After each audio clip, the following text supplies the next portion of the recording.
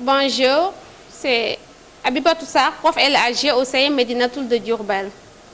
D'abord, je renouvelle mes prières pour que le bon Dieu sauve notre cher Sénégal et l'humanité toute entière de cette pandémie. Ensuite, je m'en vais directement vous parler de l'objet de la séance d'aujourd'hui qui porte sur la 5e partie du programme d'histoire en 3e intitulé « Décolonisation et naissance du tiers-monde ». Et dans cette partie, l'objet sera mis sur la leçon numéro 20 nommée « Causes et formes de la décolonisation ». Et pour cette leçon, nous avons comme objectif général, à la sortie de la leçon ou bien de la séance, l'élève doit comprendre la décolonisation. Je décline l'objectif général en deux objectifs spécifiques. Objectif spécifique 1, l'élève doit être en mesure d'identifier les causes de la décolonisation. Objectif spécifique 2, l'élève doit être apte de montrer les formes de la décolonisation. Maintenant, on passe à l'étude de notre titre, car c'est important, ça nous permet de mieux comprendre la leçon. Causes et formes de la décolonisation, les causes, les raisons pour lesquelles on avait fait la décolonisation. Ensuite, les formes, sous quelles formes les caractéristiques de la décolonisation. Maintenant, chers élèves, on va vous définir la décolonisation. Qu'est-ce que la décolonisation? Si vous prenez le mot décolonisation, on peut avoir colonisation. Maintenant, avec le préfixe « dé », ça sera le contraire de décolonisation. Donc, la décolonisation est un mouvement d'émancipation des colonies d'Afrique et d'Asie après la Seconde Guerre mondiale. Maintenant, cette décolonisation a plusieurs causes et se manifeste sous deux formes principales. Donc, nous allons prendre l'introduction de cette leçon avant de revenir parler des différentes parties de la leçon. Prenons note avec l'introduction. La décolonisation est un mouvement de lutte d'émancipation nationale par lequel les peuples colonisés se mobilisent pour revendiquer et obtenir leur indépendance.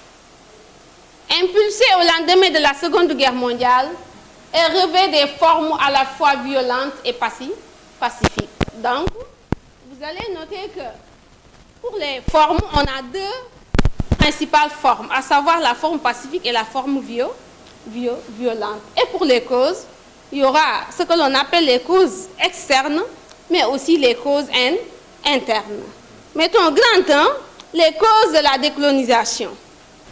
Pour les causes de la décolonisation, vous allez, chers élèves, noter que la décolonisation, comme je viens de le dire, a des causes externes, mais aussi des causes internes. Maintenant, parlons en petit 1 de ce que l'on appelle les causes internes.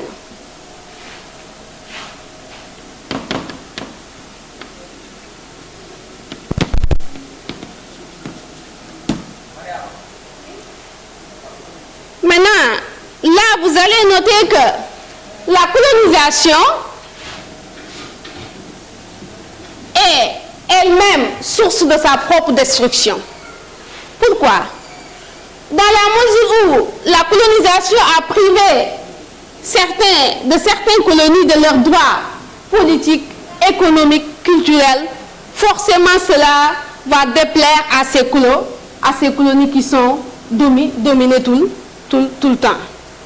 Ce qui fait que, pour les causes, c'est du côté des colonies, mais aussi du côté de la métropole.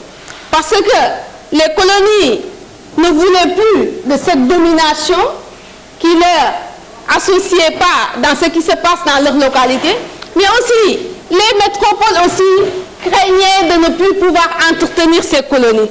À un moment donné, ils pensaient que l'entretien va être va leur coûter très cher. Ce qui fait que des deux côtés, à un moment donné, on aspirait à ce que l'on appelle la décolonisation. Mais aussi le fait que la colonisation a implanté l'école.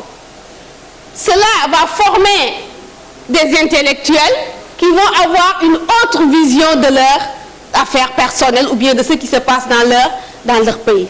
Ce qui fait que, par la suite, on a ce que l'on appelle des partis politiques, on a ce que l'on appelle des syndicats, on a ce que l'on appelle aussi des mouvements. Ça peut être du point de vue littérature, du point de vue politique. Par exemple, à l'exemple de ces mouvements, on peut parler de la négritude, on peut parler du panafricanisme, on peut parler du panarabisme du côté des Arabes, mais aussi il y avait ce que l'on appelle le communisme. Ce qui fait que, finalement, toutes les conditions étaient réunies pour demander ce que l'on appelle la décolonisation. Maintenant, on va parler un petit peu de ce que l'on appelle les causes externes, avant de prendre la trace. Les causes externes, pour les causes internes, on a parlé de la colonisation qui elle-même est gage de décolonisation avec son lot de privation, du fait que les pays colonisés ne sont plus intéressés ou ne sont plus impliqués dans ce qui se passe dans leur colonie. Donc économiquement, politiquement, culturellement, ils étaient écartés. Mais le fait qu'ils ont implanté l'école aussi a fait qu'ils ont formé des intellectuels et ces derniers auront un regard différent de ce qui se passe dans leur colonie. De là est né les partis politiques, des syndicats et certains mouvements. Et pour l'exemple de ces mouvements, on peut parler du panafricanisme, on peut parler de la négritude, on peut parler du communisme, du panarabisme, etc. Maintenant, tous ces mouvements luttaient à ce que leur colonie ait ce que l'on appelle l'autonomie. Ils voulaient l'émancipation de leur colonie parce que, ayant fréquenté l'école, ils ont une autre vision de ce qui se passe dans le monde. Donc, ils commencent à faire des revendications.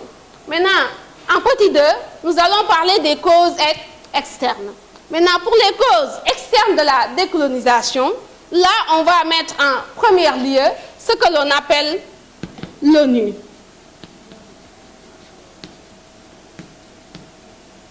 Maintenant, après la Seconde Guerre mondiale, avec ses conséquences désastreuses, on avait mis en place ce que l'on appelle l'Organisation des Nations Unies pour essayer de restaurer la paix mondiale. Maintenant, l'ONU était carrément contre ce que l'on appelle la colonisation. Parce que ce que prônait l'ONU ne pouvait plus être ensemble avec ce que l'on appelle la colonisation. On ne peut pas être dans l'ONU et vouloir continuer à dominer certaines nations. Ce qui fait que l'ONU était en faveur de ce que l'on appelle la décolonisation. Mais il y avait aussi ce que l'on appelait les deux grandes puissances qui étaient aussi pour la décolonisation. Pourquoi? Parce que non seulement à la sortie de la guerre, ils savaient que ça serait très difficile de maintenir toutes les nations du monde dans la colonisation. Parce qu'ils ont vécu l'expérience durant les deux guerres, mais surtout avec la Deuxième Guerre mondiale. Mais aussi, ils espéraient trouver des alliés dans les pays libérés, dans certains pays libérés. Donc, en quelque sorte, il y avait leur intérêt à calculer dans ce que l'on appelle la décolonisation. Mais aussi, il y a ce que l'on appelle aussi le soutien après la conférence de Bandung, où on voulait soutenir ce que l'on appelait les pays du tiers-monde, les pays qui venaient d'avoir leur indépendance et qui n'appartenaient ni au bloc de l'Est ni au bloc de l'Ouest, qui se cherchaient à avoir une place. Donc voilà pour les causes externes de la décolonisation. On va passer à la prise de notes concernant les causes de la décolonisation. Grand 1, les causes de la décolonisation. Petit 1 ou grand A, les causes internes. La contestation de la colonisation touche à la fois les métropoles et les colonies. Dans les métropoles, la contestation est l'effet de partis de gauche et des syndicats, surtout en France, où Jean Jaurès accuse le colonialisme de poisson de la démocratie. Donc, dans les métropoles, il y avait des gens qui luttaient pour que le colonialisme prenne fin. Dans les colonies, la contestation s'affirme progressivement dès l'entre-deux-guerres. Dans les revendications du Parti du Congrès indien, créé en 1885, le Parti communiste vietnamien, créé en 1930, etc., tandis que l'Afrique noire connaît un début d'effervescence. Donc on voit que aussi, il y a ce que l'on appelait le mythe du blanc qui était tombé durant les guerres. Mais la Deuxième Guerre mondiale déclenche un réveil national qui puise ses références dans le panafricanisme, la négritude, le panarabisme et le communisme pour impulser de puissants mouvements qui obligent les métropoles à assouplir leur politique coloniale. Grand B, on va noter les causes externes. Elles sont liées à un rejet universel du colonialisme. Donc, universellement, on voit qu'on voulait la décolonisation. Le colonialisme n'était plus à l'ordre du jour.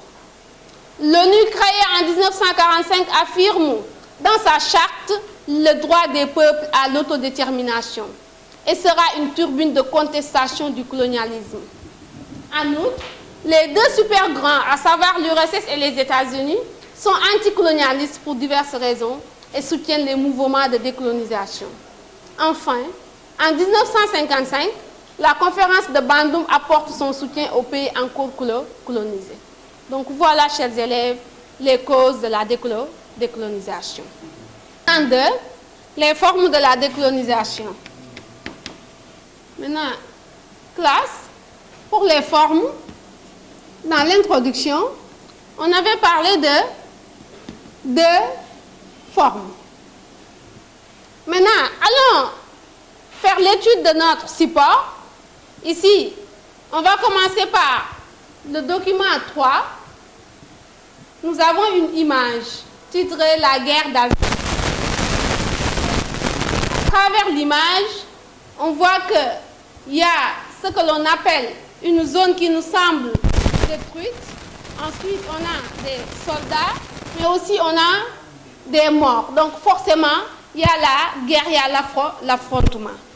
Maintenant, si on document 4, il est vain de s'insurger contre l'histoire, d'opposer les fragiles digues des arbres.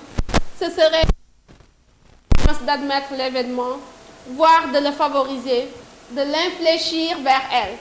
C'est ce qu'a fait la Grande-Bretagne d'une façon réaliste, méthodique. D'autant que cette indépendance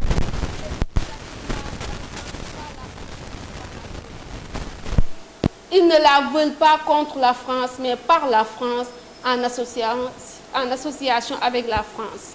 Donc, à travers ces deux supports, on note qu'on a deux formes de décolonisation. L'une est violente, l'autre est pacifique. Donc, pour les formes, on a une forme violente et une forme pacifique. Maintenant, classe, dans la décolonisation de forme violente, l'indépendance est obtenue à la suite d'une guerre, des affrontements entre les métropoles et les colonies. Est obtenue négociation. Donc voilà les deux formes de décolonisation que nous avons. Maintenant, ici, en petit 1, nous allons parler de la décolonisation violente. Maintenant, pour la décolonisation violente, nous allons prendre des exemples de décolonisation. Maintenant, pour les exemples de la décolonisation violente, nous allons prendre l'exemple de l'Indochine et ensuite l'exemple de l'Algérie. Parlons des exemples de décolonisation violente. Prenons l'exemple de l'Indochine. Maintenant, en Indochine, vous allez noter que de 1946 à 1954, le Vietnam mène contre la France une guerre de libération. Mène contre la France une guerre de libération. Donc, ils opposaient la métropole, qui était la France, pour prendre leur indépendance. Donc, eux, ils préféraient prendre coûte que coûte leur indépendance. Maintenant, ce qui fait que les affrontements les amènent à ce que l'on appelle le désastre de Dien Bien Phu, où les Français ont été vraiment massacrés, où la France a été carrément battue, ce qui fait que, avec l'arrivée, ou bien à la sortie de ces affrontements, finalement, ils obtiennent leur indépendance en 1956. Maintenant, on va prendre un autre exemple de décolonisation toujours violente. On peut prendre l'exemple de l'Algérie. Maintenant, ce qui fait la particularité de l'Algérie, c'est ce que l'on appelait les pieds noirs, c'est-à-dire la forte communauté française qui vivait en Algérie. Maintenant, ce qui fait qu'il y avait une domination, il y avait une partie qui dominait l'autre partie en terre algérienne, ce qui a réveillé des révoltes. Maintenant, vous allez noter que de 1954 à 1962, l'Algérie était une foyer d'une violente guerre. Donc, il y avait une guerre qui avait lieu en terre algérienne. Et la guerre a été très atroce des deux côtés. On nous parle d'1 million de morts, etc. Et on avait engagé plus de 400 000 soldats, ce qui fait que le bilan était lourd des deux côtés, c'est-à-dire de la métropole que de la colonie. Finalement, il y avait ce que l'on appelait des organisations ou bien des mouvements. On peut parler de CRUA, qui signifie Comité révolutionnaire d'unité et d'action, alors qu'il y a Ahmed Ben Bella qui crée le FLN, Front de libération nationale. Finalement, ils ont eu leur indépendance en 1962. Et tous les deux, c'est à travers la violence, à travers des guerres, à travers l'affrontement entre la métropole et la colonie. Maintenant, on va prendre la trace avant de venir vous parler de la décolonisation pacifique. La décolonisation violente, l'exemple de l'Indochine. En Indochine, de 1946 à 1954, le Vietnam de Ho Chi Minh mène contre la France une guerre de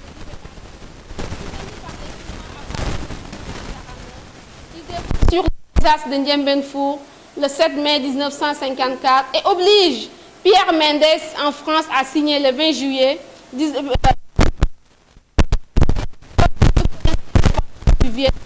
au nord avec pour 1956 qui sera empêché par l'intervention américaine. Un deuxième exemple avec l'Algérie. L'Algérie est de 1954 à 1962 le foyer d'une violente guerre où la France engage 4000 soldats avec un bilan d'1 million de morts des deux côtés. Après les émeutes de Sétif de mai 1945, la situation se dégrade jusqu'en 1954 où certains nationalistes créent le CRUA, Comité révolutionnaire d'unité et d'action, alors que Ahmed Ben Bella crée le FLN, Front de libération nationale, qui déclenche les hostilités. Ainsi, le général de Gaulle est obligé de signer, malgré l'opposition de l'OAS, Organisation de l'armée secrète, les accords d'Évian qui reconnaissent l'indépendance proclamée le 5 juillet 1962. Mettons petit 2, la décolonisation violente. La forme violente, avec l'exemple de l'Indochine et de l'Algérie, nous allons parler de la deuxième forme ou bien de l'autre forme qui est la forme pacifique. Maintenant, dans la décolonisation de forme pacifique, je vous avais dit que l'indépendance est obtenue à la suite d'une longue négociation. Maintenant, on va étudier le document 5, regard sur la décolonisation de l'Afrique noire. On voit qu'en Afrique noire, la majeure partie des colonies ont obtenu leur indépendance d'une façon pacifique. La capitulation belge, la défaite française, les difficultés britanniques démontraient les faiblesses et les divisions du pouvoir blanc. Alors que les principes énoncés par la Charte de l'Atlantique en 1941 et celle des Nations Unies en 1945, et particulièrement l'article 73 de cette dernière, sous le titre de Déclaration relative aux territoires non autonomes, recevaient un écho non négligeable en Gold Coast, au Kenya et à Madagascar. Réunis à Manchester en mars 1945, quelques 200 délégués d'Afrique anglaise réclament l'abandon du système conservateur. Faute de réponse appropriée, les leaders fraîchement sortis des universités anglaises ou américaines prennent en main une mobilisation qui, sans revendiquer encore l'indépendance, dénonce sans relâche l'immobilisme administratif et les tares d'un système économique fonctionnant au profit quasi exclusif de la métropole et du colonat blanc. Sans négliger les rôles des syndicats, de la presse et de multiples associations culturelles, religieuses ou sportives, et même s'ils puissent souvent à des formations antérieures, les partis politiques bien tenus par un leader incontesté sont la conquête majeure de l'après-guerre. Maintenant, là, vous allez noter que pour la décolonisation pacifique, il y avait beaucoup de facteurs qui se combinaient pour vraiment passer à ce que l'on appelle la décolonisation, mais d'une manière pacifique, contrairement à ceux qui l'ont eu d'une manière violente. On voit que si vous voyez du côté de la métropole, ils étaient vraiment pour qu'on fait la décolonisation. On a donné aussi l'exemple de la religion, même l'Église prônait pour la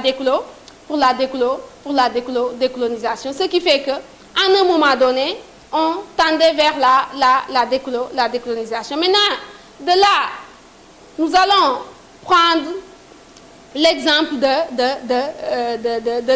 l'Indochine avec Nehru et Gandhi. L'exemple de l'Inde avec Nehru et Gandhi. Maintenant, après l'Inde, nous allons prendre un deuxième exemple avec la Gold Coast qui est l'actuel Ghana. Maintenant, si vous prenez la décolonisation pacifique qui s'obtient dans la paix, la négociation, même s'il y a quelques problèmes, on prend les exemples avec l'Inde et avec la Gold Coast. Donc voilà les deux exemples à prendre. Maintenant, si vous prenez l'exemple de l'Inde, là, vous allez noter que le nationalisme, autant pour moi, vous allez noter que dès 1918 et 1919, le parti du Congrès, il y avait un parti qu'on appelait le parti du Congrès, subit l'influence de Gandhi, Mahatma Gandhi. Maintenant, Gandhi, il prônait pour la non-violence. Mais cela ne signifiait pas qu'il ne luttait pas, non, il luttait d'une manière farouche, mais dans la non-violence. Donc, il menait une lutte contre la métropole, comme ce que l'on appelle le boycott, de ne plus consommer les produits vendus par les métropoles, de ne plus payer les impôts, etc. etc. Donc, ils opposaient farouchement à la métropole, mais sans les armes, à l'absence des armes. Maintenant, ce qui fait qu'à un moment donné, même si la lutte ne se fait pas d'une façon violente, la métropole a senti les retombées de la lutte menée par Gandhi. Vous pouvez remonter un tout petit peu, afficher lui. Vous voyez Gandhi sur la photo avec ce document, vous le voyez ici. Vous voyez qu'il refusait même de porter les habits vendus par la métropole. Donc, ils consommaient local. C'était une manière de lutter contre la métropole. Maintenant, vous allez noter que l'indépendance en Inde qu'il va obtenir va être à moitié ratée. Pourquoi? Parce qu'il y a ce que l'on appelle la Ligue des musulmans qui, à un moment donné, comme il était inférieur, il voulait une indépendance à part. Donc, ce qui fait qu'à un moment donné, il y avait division en Inde et finalement, ils obtiennent l'indépendance, mais dans la division, on voit qu'une partie est donnée et l'autre partie est donnée par les musulmans, qui devient finalement ce que l'on appelle le Bangladesh. Donc voilà l'indépendance en Inde. Maintenant, nous allons parler de l'indépendance en Gold Coast.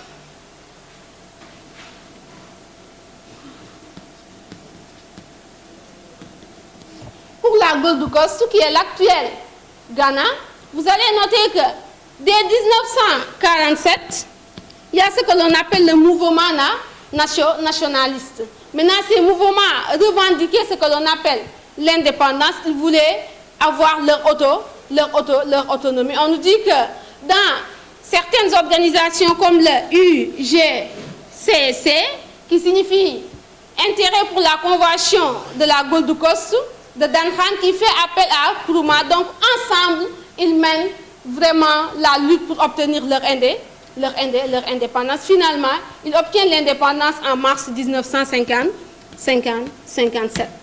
Donc, voilà les deux exemples concernant la décolonisation pacifique. Nous allons prendre note. La décolonisation pacifique, c'est-à-dire de forme pacifique. Prenons d'abord l'exemple de l'Inde. En Inde, dès 1918 et 1919, le parti du Congrès subit l'influence de Mahatma Gandhi, qui par la désobéissance civile non violente revendique l'autonomie.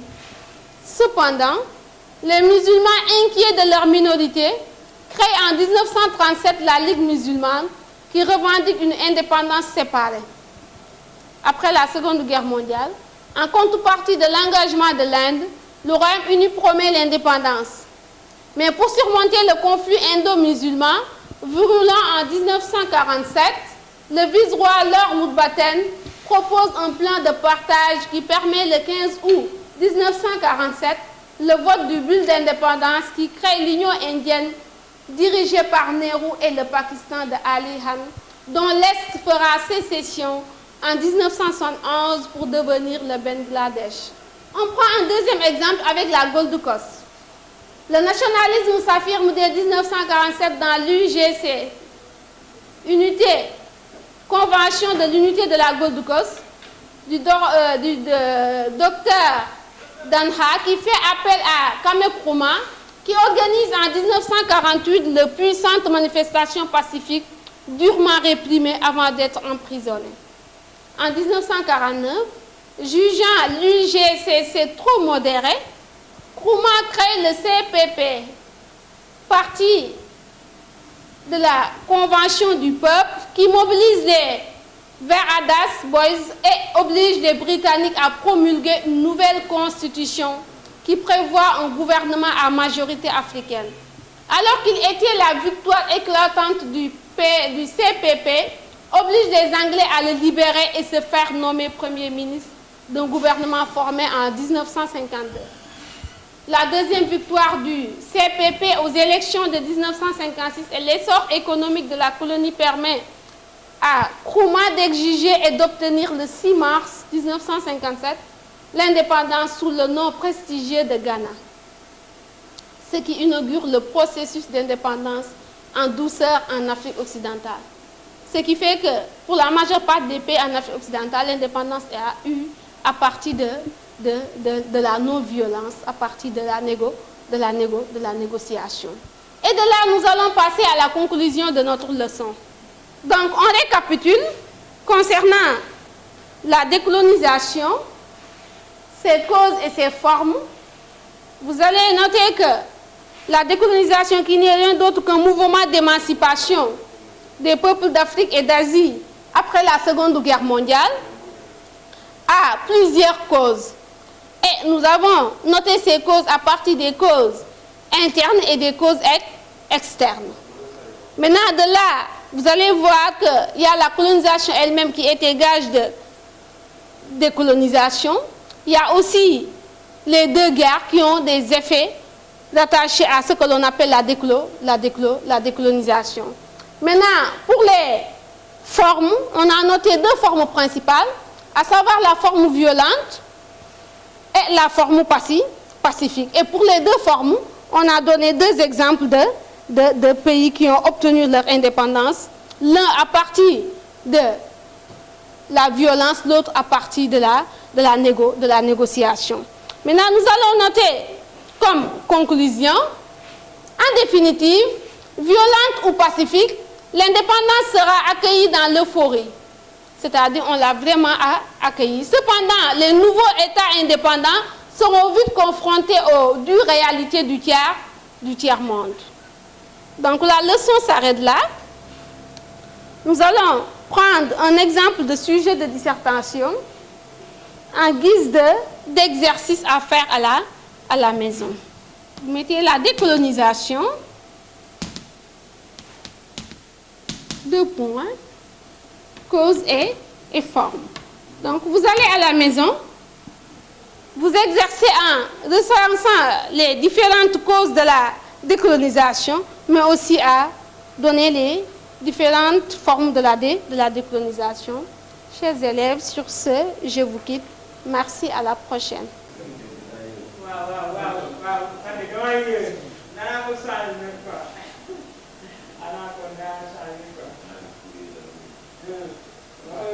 Wow.